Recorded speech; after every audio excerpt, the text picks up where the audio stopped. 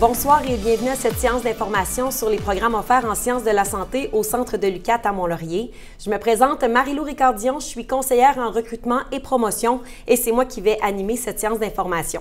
Avant de débuter, voici quelques points d'information. D'abord, vos micros et vos caméras sont fermés parce que vous êtes nombreux. En participant à l'événement de ce soir, vous pourrez déposer une demande d'admission sans frais. J'aurai tous les détails pour vous à la fin de la séance. Il est possible de poser vos questions tout au long de la séance uniquement via l'onglet « Questions-réponses » situé au bas de votre écran. Tout au long de la séance, Mélanie Beaulieu, commis aux études, pourra répondre à vos questions. D'ailleurs, je suis accompagnée de Mme Sylvie Isabelle, qui est professeure et co-directrice du module volet sciences infirmières. Bonsoir Sylvie. Bonsoir Marie-Lou. Dans cette séance, nous allons d'abord présenter le DECBac et le baccalauréat en sciences infirmières qui sont offerts au Centre de Mont-Laurier. Et dans un deuxième temps, nous allons présenter le DESS ainsi que les maîtrises qui sont offertes toujours au Centre de Mont-Laurier. Et pour débuter, M. Stéphane Lapointe, directeur du Centre de l'UQAT à Mont-Laurier. Bonjour, je me présente, mon nom est Stéphane Lapointe. Moi, je suis le directeur du Centre de l'UQAT à Mont-Laurier. Dans un premier temps, je tiens à vous remercier de considérer l'Université du Québec en Abitibi-Témiscamingue pour votre choix de formation universitaire. Sachez que l'UQAT, c'est 8 centres et campus répartis sur un grand territoire. Et à Mont-Laurier, le centre est implanté depuis 2005. Donc, on a tout près de 20 ans. Puis, notre objectif, c'est de vous accompagner, donc être avec vous de votre choix de programme jusqu'à votre diplomation. On veut vraiment vous aider, vous soutenir dans votre processus parce que c'est quand même des défis pour vous, mais on est là pour vous accompagner tout le long. Donc, on a un service à la communauté étudiante qui est là pour vous donner tous les outils requis afin de vous assister. Puis, on a une équipe sur place à Mont-Laurier qui est là pour vous soutenir aussi dans le quotidien parce qu'on a une équipe vraiment dédiée à la réussite de votre parcours. Fait que sachez qu'on souhaite vraiment vous soutenir et vous aider tout au long de votre processus d'études. L'UQAT se dit humaine, créative et audacieuse, puis vous allez voir que c'est notre approche. On personnalise notre façon de faire avec vous. Vous allez voir, on a des professeurs qui sont dédiés, qui sont à votre écoute, qui sont là pour vous aider. Donc, quand vous avez des soucis, ils sont vraiment disponibles pour vous. Nous, on est vraiment là pour tenter de tout faire en sorte que vous réussissiez votre parcours du mieux possible. Fait que j'espère que vous allez avoir toutes les informations requises dans la séance que vous suivez actuellement. Sinon, mais sachez qu'on reste disponible aussi pour répondre à vos questions après coup, parce que c'est un choix qui nécessite beaucoup de réflexion. Puis, on veut vraiment vous donner tout ce qu'il faut comme information afin que vous fassiez le meilleur choix possible dans votre processus décisionnel pour entamer un programme universitaire chez nous. Fait que merci, puis au plaisir, j'espère, de vous voir parmi nous prochainement. Merci, M. Lapointe, pour ce mot de bienvenue. Alors, nous allons débuter maintenant la présentation en présentant le DECBac. Oui, merci Marie-Lou. Alors, le DECBac offert à Mont-Laurier, c'est un programme qui est quand même majoritairement offert en formation à distance. Qu'est-ce qu'on veut dire par formation à distance? C'est qu'on veut dire des cours qui sont médiatisés, des cours qui ont été tournés au préalable, que l'étudiante pourra suivre à son rythme finalement au courant de la session. Parmi ce grand baccalauréat-là, il y a quand même 3 cours qui restent encore des portions de cours qui sont essentiels en présentiel au campus de Mont-Laurier. Et ces cours-là sont offerts souvent en format hybride. Une partie du cours est offerte via une plateforme numérique comme le Zoom. Et il y a des présences qui sont quand même finalement essentielles au campus de Mont-Laurier. Fait que non, le bac n'est pas 100% à distance comme la rumeur des fois le dit. Mm-hmm. Donc, à quoi s'attendre au niveau d'un type d'horaire? Souvent, on a des questions, oui. Le ratio présentiel, à distance, à quel moment dans la session ces étudiants-là devront se déplacer? Est-ce qu'on peut avoir une idée d'un horaire type, par exemple? Bien, en fait, un horaire type, nous, les cours à l'UQAT en sciences infirmières, on a planifié, dans le fond, les déplacements pour que ce soit le moins souvent possible. Fait que les étudiantes ont des cours de 6 heures à toutes les 2 semaines. Contrairement, habituellement, on a des cours une demi-journée par semaine, mais à toutes les semaines. Fait qu'en faisant ça, on s'assure, dans le fond, qu'il y ait moins de déplacements déplacement possible. L'étudiante aussi, on a condensé les cours les mardis, mercredis, jeudis pour s'assurer d'offrir plus de disponibilité dans les milieux cliniques parce qu'on sait que nos infirmières sont très sollicitées éventuellement. Parfois, les cours stages, on va avoir 1, 2 vendredis, peut-être dans toute l'année au complet, où est-ce qu'on va devoir se déplacer à l'université parce que, justement, les cours de stage sont des cours un peu particuliers et offerts de façon intensive. Au niveau du ratio, le temps passé en classe et le temps à consacrer en dehors des heures de classe, à quoi ça peut ressembler? C'est ça. Ça, c'est important parce que les étudiantes, parfois, regardent leur horaire. Exemple, une étudiante à temps plein va avoir 5 cours habituellement. Elle va se dire, bon, écoute, c'est correct, 5 cours, j'ai du temps à mettre du travail là-dedans. Mais finalement, il faut toujours compter 2 fois plus de temps personnel.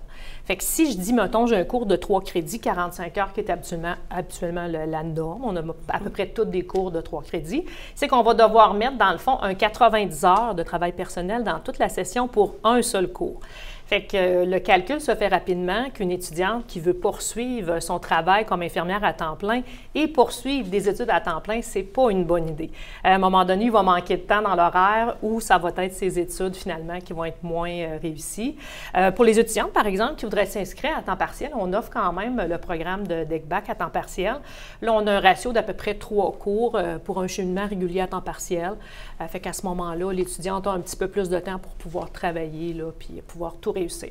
Parce que c'est ça, souvent les étudiantes et les étudiants qui vont poursuivre au DECBAC vont avoir déjà commencé à travailler sur le marché du travail, vont être sur le marché du travail. Tout à fait. On a des profils différents. On a des nouvelles étudiantes qui terminent leur DEC au cégep en juin et qui vont vouloir déjà débuter leur bac, mais on a aussi des gens qui, ça fait quelques années, qui ont terminé leur DEC, qui sont en emploi depuis un bon moment. Parfois, ils ont une famille, des enfants, des obligations. Fait que le retour aux études, des fois, est un peu plus difficile. Fait que c'est pour ça qu'on offre aussi la formation à temps partiel pour permettre à ces gens-là de pouvoir poursuivre leurs études sans sacrifier l'ensemble de ce qu'ils ont bâti depuis toutes ces années. C'est un peu ça. Puis au niveau du cheminement, justement, est-ce qu'il y a un ordre spécifique là, pour suivre les cours? Oui, ça, c'est important. Puis souvent, tu sais, on a l'habitude de choisir les choses qui nous plaisent. Ah, moi, j'ai le goût de prendre un cours. Je vais prendre ce cours-là, même si c'est un cours en dernière année. Mais l'ordre des cours a été pensé pour quelque chose. Tu sais, il y a quelque chose qui fait en sorte que c'est important de prendre notre cours méthode de recherche la première session parce que ça va nous aider tout le long, finalement, de nos études. Fait que le cheminement est archi important. Parfois, il y a des étudiantes qui vont déroger pour des situations particulières. À ce moment-là, c'est toujours le module qui va accompagner, finalement, les étudiantes dans leur choix de cours. Mais de façon générale, il y a des cheminements pour le temps partiel, temps plein, et les étudiantes reçoivent ce cheminement-là en début de formation, là, en début d'admission, dans le fond. On parlait de cheminement temps plein, cheminement temps complet, temps partiel. Est-ce que, par exemple, on doit s'inscrire à un nombre de crédits précis par session? Est-ce qu'il y a un minimum, un maximum? Comment on peut organiser ça? Bien, en fait, il y a toujours un minimum, c'est un cours. Parce que c'est sûr que quand on fait une demande d'admission, il faut s'inscrire au moins un cours pour pouvoir valider notre admission. Et le maximum, c'est selon la session, finalement, d'inscription. Habituellement, c'est 5 cours. Il y a certaines sessions qui exigent 6 cours, qui sont prévus dans le cheminement pour s'assurer qu'on le donne en 2 ans, ce fameux DECBAC-là. À ce moment-là, si jamais il y a une dérogation, une étudiante pour une raison X prendrait plus que 5 cours qui n'est pas prévu là, dans sa session, bien, c'est des dérogations spéciales qui sont données par le module. Ça dépend vraiment de la situation de chaque étudiant. Parfait. Donc là, on comprend quand même le fonctionnement du programme. On va y aller maintenant avec les conditions d'admission parce qu'elles sont très précises là, en sciences infirmières pour le cheminement DECBAC. Tout à fait. Fait que le cheminement DECBAC, depuis quelques années, on est tombé en limitation de capacité d'accueil pour pouvoir s'assurer de maintenir une formation de qualité, étant donné le grand nombre d'étudiants qui avaient fait des demandes d'admission. Fait que ce que ça fait, c'est que, bon, premièrement, pour être admise à un programme de DECBAC, il faut qu'on ait un DEC. Un DEC du cégep, là, finalement, en sciences infirmières ou en soins infirmiers. Pour le DECBAC, c'est le programme 180 A0, B0. Les étudiants vont le savoir quel programme ils ont. Ce sont les programmes les plus récents qui sont offerts au niveau de la technique. Et ces étudiantes-là, finalement, qui vont terminer leur bac, on ne demande pas de permis de l'ordre parce que logiquement, s'ils viennent de terminer, ils n'ont pas eu le temps encore de passer leur permis de l'ordre des infirmières. Fait que là, on leur donne une petite chance qu'ils puissent réussir leur permis. Il y a certains cours qui ont accès, même s'ils n'ont pas le permis de l'ordre, sauf les stages. Fait que c'est sûr qu'une étudiante qui aurait des échecs, plusieurs échecs, ne pourrait pas s'inscrire au stage. Elle retarderait à ce moment-là son cheminement. Fait que oui, détenir un diplôme, puis bien sûr, la réussite du français, comme tous les programmes là, de niveau universitaire. Au niveau, justement, de la capacité d'accueil limité, on en glisse un mot, il y a des critères qui ont été établis par secteur. Là, on va parler de ceux-là entourant Mont-Laurier parce que ça aussi, ça vient dans... C'est pas les conditions d'admission, mais c'est des critères qui sont très importants et qui sont respectés pour faire l'admission de ces étudiants et étudiantes-là. Parce que, tu sais, la vision de l'université, c'est de ne pas limiter de façon générale, finalement, les capacités de la capacité d'accueil, mais dans cette condition-là, on n'a pas eu le choix. Fait que ce qu'on a fait, c'est qu'on a établi des critères qui respectent nos ententes de passerelle DECBAC. On a des ententes avec Mont-Laurier pour le cégep de Saint-Jérôme. Fait que dans le fond, ce qu'on fait, c'est que le premier critère d'admission, c'est de détenir un DEC, dans le fond, d'avoir son DEC d'études de cégep, du cégep de Saint-Jérôme, que ce soit l'année passée, il y a 10 ans, l'important, le premier critère.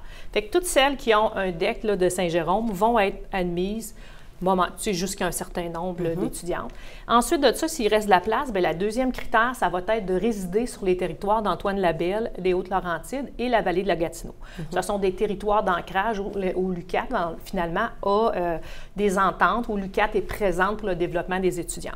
Et là, finalement, si jamais on n'a pas réussi à combler les places, on va aller vers le troisième critère, qui est d'avoir déjà débuté des cours au sein de l'Université en sciences de la santé. Une étudiante pourra avoir commencé des cours dans un certificat et on demande qu'il y ait quand même une moyenne de 3,2 sur 4,3 pendant qu'ils font finalement ces certificats-là. Et à la fin de tout, s'il reste encore de la place, bien là, ça va être vraiment n'importe quelle étudiante qui a un DEC, mais avec une cote terre de 25 et plus. Fait que là, c'est notre troisième critère. Voilà. Fait que ça, c'est les 4 principaux critères de sélection. Là, on vous les a donnés en rafale, mais vous pouvez toujours vous référer au site web de l'UQAT pour avoir toutes les informations ou encore, vous pouvez toujours nous écrire pour avoir l'information. Maintenant qu'on a fait le tour pour le DECBAC, on va y aller avec le baccalauréat pour ceux qui décideraient là, de cheminer seulement par le baccalauréat et non pas par le DECBAC. Est-ce qu'il y a des particularités, des différences? Oui, bien en fait, la différence, les cours sont les mêmes à l'exception d'un seul cours complémentaire que les étudiantes du bac doivent suivre. Qu'est-ce qu'il faut comprendre, c'est quand on s'inscrit au bac, c'est que notre programme d'études est un programme qui est avant le programme 180 A0 ou B0. Fait que ça fait un petit peu plus longtemps qu'on a finalement terminé notre niveau collégial. Fait que ce qu'on fait, c'est que les étudiantes du DECBAC reçoivent 24 crédits qui sont totalement crédités quand ils s'inscrivent. Et ceux du bac, c'est 21 crédits. Fait qu'il nous manque un 3 crédits. Fait que l'étudiant va devoir choisir parmi une banque, finalement, de cours optionnels. Fait que c'est la seule différence pour les cours. C'est vraiment le 3 crédits supplémentaires qu'ils doivent faire par rapport aux cours optionnels. Sinon, pour les stages et tout ça, c'est le même fonctionnement. C'est le même fonctionnement. Les critères d'admission, c'est la même chose. On ne va pas privilégier ceux du bac ou du DECBAC. Ils sont tous dans le même bassin, si on veut. Ouais. Parfait. Donc là, avant de poursuivre au niveau du DESS et des différentes maîtrises qui sont offertes en sciences infirmières à Mont-Laurier, voici le témoignage de Justin Thompson, qui est étudiant au baccalauréat en enseignement de l'anglais langue seconde, qui nous parle de son parcours et de son expérience étudiante au centre de l'UQAT à Mont-Laurier. Donc, bonjour à tous, je m'appelle Justin Thompson. Je suis actuellement dans ma deuxième année d'études dans le baccalauréat de l'anglais langue seconde, de l'enseignement de l'anglais langue seconde. Fait que je suis dans ma troisième session actuellement que je commence. Pourquoi j'ai choisi de venir étudier à Mont-Laurier? Bien, pour moi, c'est très simple. J'ai grandi dans cette ville-là. J'ai fait aussi mon cégep dans le même bloc collégial où se passe l'université actuellement. Fait que je ne suis pas vraiment dépaysagé en venant ici. C'est vraiment c'est une bonne expérience pour ça. Fait que j'ai pas vraiment besoin de découvrir de nouveaux locaux. Je connais déjà quelques profs. Je découvre certains profs universitaires par la suite, mais c'est vraiment, je me sens pas dépaysagé du tout. Pour ce qui est de mon expérience, dans le programme spécifiquement de l'enseignement de l'anglais langue seconde, c'est vraiment agréable, autant de la part des élèves que des enseignants.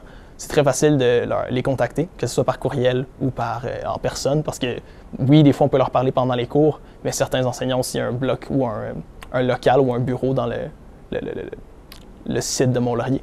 Ce qui fait en sorte que c'est vraiment plus facile de pouvoir leur parler de manière courante sans devoir nécessairement passer par un courriel ou de devoir attendre pendant une semaine. C'est vraiment assez rapide comme réponse. Et j'ai fait partie de 3 cohortes d'étudiants, donc autant en BPEP que dans le BEALS qui est en anglais, que le BEALS de l'année suivante aussi. Ce qui fait en sorte que je connais quand même plusieurs personnes et j'ai côtoyé beaucoup d'élèves. Ça a été super agréable pour tout le monde, ce qui est quand même une bonne chose quand on vient faire des études. Sinon, pour le lieu de Mont-Laurier, il y a plusieurs choses qui sont vraiment intéressantes. Par exemple, on est dans la didactèque actuellement, il y a des petits robots ici, comme ci, ou des casques de réalité virtuelle. Il y a plein de technologies vraiment dispendieuses, mais qu'on a accès gratuitement. Il faut juste le demander pour les utiliser. Ça peut être vraiment utile pour des professions comme l'enseignement ou plusieurs professions différentes. Actuellement, il y a une bourse Perspective qui est une bourse de 2500 $ qui est remise à tous les élèves qui font du temps plein et qui passent tous leurs cours. Fait que c'est un bon moment pour faire des études ici. En plus de cette bourse-là aussi, il y a une bourse perspective, une bourse d'excellence, une bourse d'implication, qui sont tous vraiment, vraiment faciles à accepter, qui sont vraiment plaisantes à recevoir, mais qui peuvent aussi aider à faire un parcours universitaire plus facilement. Sinon, ceux qui pensent à faire le bon ou qui veulent se lancer dans les études universitaires, c'est vraiment, ça pourrait être utile de le faire actuellement parce que justement, il y a plusieurs dispositions, entre autres aussi des services aux étudiants, en plus des bourses, en plus de... Ils sont actuellement en train de construire une université vraiment à Mont-Laurier qui vont racheter des nouveaux programmes universitaires. Fait que c'est vraiment comme un bon moment pour le faire actuellement. Fait que c'est vraiment, pour moi, c'est une très bonne expérience, très, très, très agréable. Fait que j'espère que pour vous, ça sera la même chose. Donc en conclusion, je vous souhaite une bonne réflexion pour choisir si vous voulez faire des études ici ou non, en souhaitant que ce soit à la positive et une bonne réflexion. Alors, merci pour ce témoignage. Nous allons maintenant poursuivre avec la présentation du DESS et des maîtrises qui sont offertes au Centre de Mont-Laurier et on va débuter avec le DESS. Oui, fait que c'est le DSS en sciences infirmières. C'est un programme qui s'adresse aux étudiantes qui veulent débuter un parcours de deuxième cycle universitaire en sciences infirmières. Souvent, c'est une porte d'entrée pour les étudiantes qui sont soit pas certaines de vouloir poursuivre au deuxième cycle, des fois ça peut faire peur, ou bien donc une étudiante qui n'aurait peut-être pas la moyenne cumulative ou les connaissances suffisantes pour entrer au programme de maîtrise, vont des fois transiger vers le DESS. Et il faut voir aussi que ces cours-là sont aussi transférables dans les programmes de maîtrise en sciences infirmières que nous offrons là, à l'UQAT. Alors, c'est une belle porte d'entrée. Oui. Justement, vous le disiez, quand on n'est pas certaine et tout ça. Puis au niveau des conditions d'admission, il n'y en a pas tellement, mais on pourrait peut-être énumérer les principales. C'est ça. Puis les conditions d'admission pour le DESS et les maîtrises qu'on va présenter tantôt sont toutes les mêmes. En fait, il faut être infirmière, être membre de l'Ordre des infirmières du Québec. Il faut avoir obtenu un baccalauréat en sciences infirmières avec une moyenne cumulative de 3,2 sur 4,3. Et il faut avoir des connaissances là, récentes en fondement de la discipline infirmière, sur la discipline en général, en méthode de recherche et en statistique également. Parfait. L'étudiante qui n'aurait pas ces notions-là récentes pourrait se faire voir une propédeutique, c'est-à-dire une formation préparatoire avant d'être admise définitivement. Parfait. Alors, on va poursuivre avec les deux choix de maîtrise qui sont offertes au Centre de l'UQAT à Mont-Laurier. On a plusieurs maîtrises en sciences infirmières, mais il y en a deux qui sont offertes à Mont-Laurier. Profil clinique et mémoire. Exactement. Donc, est-ce que c'est possible de nous les présenter et surtout d'expliquer leurs particularités pour les personnes qui hésiteraient peut-être à choisir une ou l'autre, bien comprendre là, ce qui les distingue? Oui, tout à fait. Fait que là, quand on arrive dans nos programmes de maîtrise, on tombe à 45 crédits. Fait que là, c'est un petit peu plus, contrairement à 30 crédits de nos DESS. Fait que là, le profil clinique, c'est plus pour des infirmières qui vont vouloir développer leurs compétences, avoir des postes plus avancés au niveau du réseau de la santé. Moi, j'aimerais ça devenir conseillère clinique, j'aimerais ça monter au niveau de l'administration, être gestionnaire. Fait que, tu sais, il y a un projet clinique derrière tout ça. C'est que l'étudiante, en plus de faire des cours de base, comme dans le DESS et le profil mémoire, va avoir un stage d'11 crédits où est-ce qu'elle va devoir travailler soit un plan d'enseignement, un programme de gestion pour l'avancement, finalement, de la discipline infirmière. C'est vraiment ça le but des maîtrises DESS, c'est le développement de la science infirmière, autant la gestion que la pratique que l'enseignement. Et que ça ressemble à ça. Vous parlez de travail, c'est pas considéré comme un stage. C'est juste une portion de ce programme-là qui va se dérouler sur un milieu de travail. C'est ça. Il s'appelle stage parce qu'il y a quand même quelqu'un dans le niveau clinique où est-ce que tu es comme jumelé. Fait qu'exemple, on désire faire un stage aux soins intensifs, là, développer un programme de formation aux soins intensifs. Bien, on va être jumelé avec une infirmière, on va être supervisé aussi par un professeur de l'UQAT. Fait que c'est une forme de stage parce qu'on va devoir monter le programme avec les meilleures données probantes, puis appliquer aussi ce fameux programme-là. Fait que c'est pour ça qu'on considère que c'est un stage. Là. Quand même. Oui. Est-ce qu'on retrouve ça également au niveau du profil mémoire, si on sélectionne celui-là à la place du clinique? C'est ça. Au niveau, le profil mémoire, c'est beaucoup plus une étudiante qui va vouloir faire de la recherche de façon plus poussée. Parce que c'est sûr qu'on doit quand même en faire au niveau clinique. Mais le profil mémoire, c'est que l'étudiante va devoir faire un projet, une recherche pour pouvoir développer un élément de la pratique infirmière. Le sujet est souvent développé ou décidé en collaboration avec la directrice. Hein. Ça, c'est la différence aussi avec le mémoire. C'est qu'on a une directrice de recherche. ou un directeur qui va nous enligner finalement sur ce qu'on va vouloir faire. Fait que là, il y a un projet qui est monté sur un sujet X, fait que toute la recherche, les données probantes, tout le processus de recherche finalement, au niveau maîtrise bien sûr, est développé. Fait que c'est vraiment plus pour un profil, quelqu'un qui va vouloir faire de la recherche, devenir professeur, poursuivre ses études aussi, au doctorat en sciences infirmières, par exemple. Puis on le disait précédemment, ce sont les mêmes conditions d'admission qu'on retrouve au DES également. Tout à fait. Et c'est géré par un comité d'admission. Ce sont les professeurs dans le programme qui vont décider de l'admission finalement des étudiantes au programme.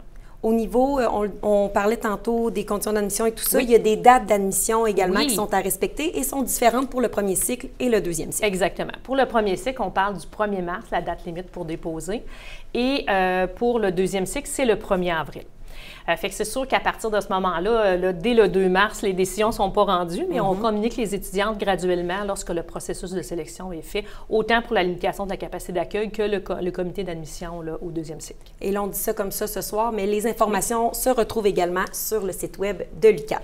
Alors, est-ce qu'on avait un autre point à rajouter? Sinon, c'est ce qui ferait le tour de cette séance d'information. Est-ce qu'il y avait un autre élément qu'on aurait aimé ajouter ou ça va comme ça? Bien, ça va comme ça. Parfait. Alors, merci de ta présence avec nous ce soir, Sylvie. On vous rappelle qu'il est encore possible de poser vos questions pendant quelques minutes là, via l'outil questions-réponses qui se situe au bas de votre écran. Également, si nous n'avons pas répondu à vos questions, n'hésitez pas à nous écrire recrutement@ucat.ca. Et je vous rappelle également qu'en ayant participé à notre séance d'information ce soir, vous pouvez déposer une demande d'admission sans frais jusqu'au 6 février, 23h59. Et il y a une bourse d'études de 1 000 $ qui sera également tirée parmi tous les participants et participantes des Portes ouvertes Mont-Laurier. Merci beaucoup et bonne soirée.